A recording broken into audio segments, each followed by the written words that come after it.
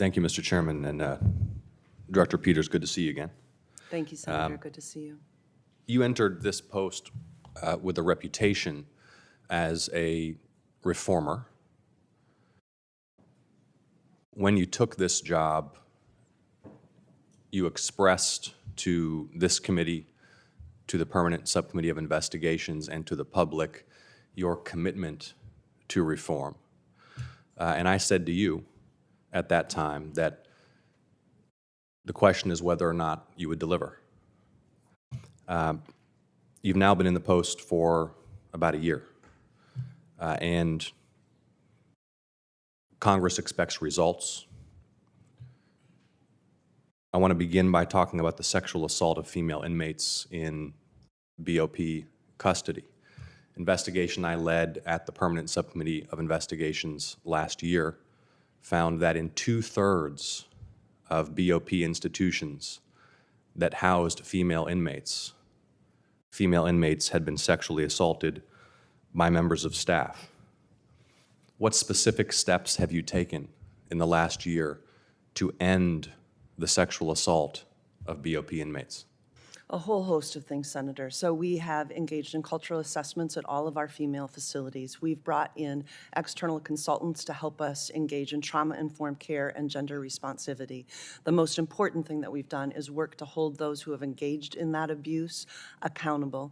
The Deputy Attorney General herself has visited our facilities and launched a Safer Teams review of our female facilities across this country and brought forth recommendations that we are also implementing.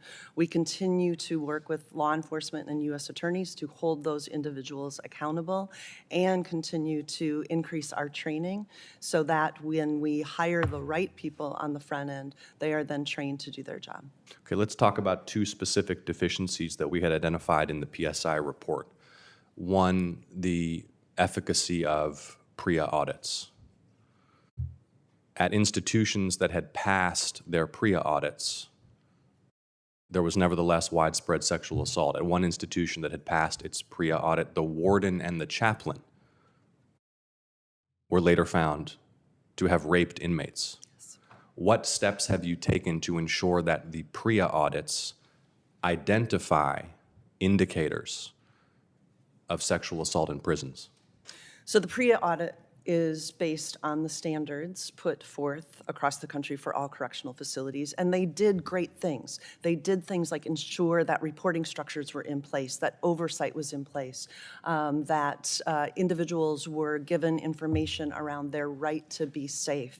Unfortunately, PREA doesn't predict future behavior, and so our work is in hiring the right people, training the right people, and when they do act in this egregious criminal way, to hold them accountable. Have any changes been made to the process by which BOP contracts for these PREA audits, reviews these PREA audits? No, Senator. Okay.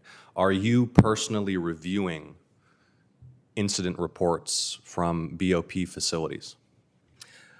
So I sit down with the head of the Office of Internal Affairs and HR every month and go through the list of allegations across the country, and they highlight the most egregious ones. They highlight the numbers. We talk about length of stay as it relates to the investigation. Are you personally reviewing fatality reports?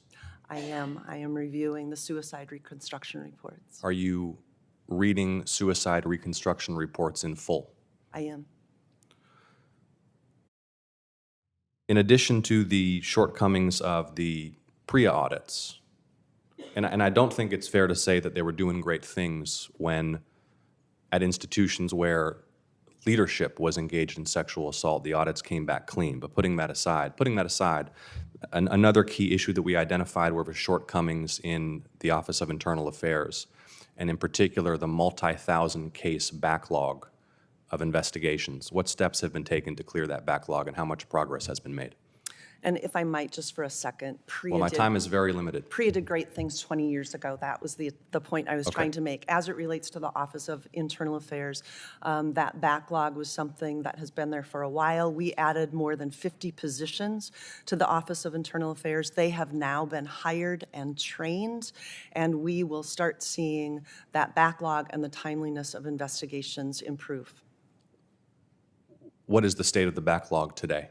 I don't have those numbers in front of me, but I can get those for you. Okay, yeah, by the end of the week, could you please send the committee the total number of backlog cases and your targets for its improvement over the next year? I can't guarantee you that it'll be by the end of the week, but we will work diligently to get that response back to you. Okay, well, we'll hope for it quickly. Mr. Chairman, with your indulgence, I know there are a couple of members waiting, but I want to ask you about U.S. Penitentiary Atlanta. And Senator Cotton was discussing the staffing issues, the difficulty meeting the presidentially requested and congressionally authorized staffing number, more than 20,000 correctional officers who are meant to be employed by BOP, under 13,000 who are currently on staff, significant issues with the use of augmentation, the inability of personnel to engage in augmentation, for example, over weekends, leading to lockdowns, deficiencies in conditions and service for inmates, staff being put at risk.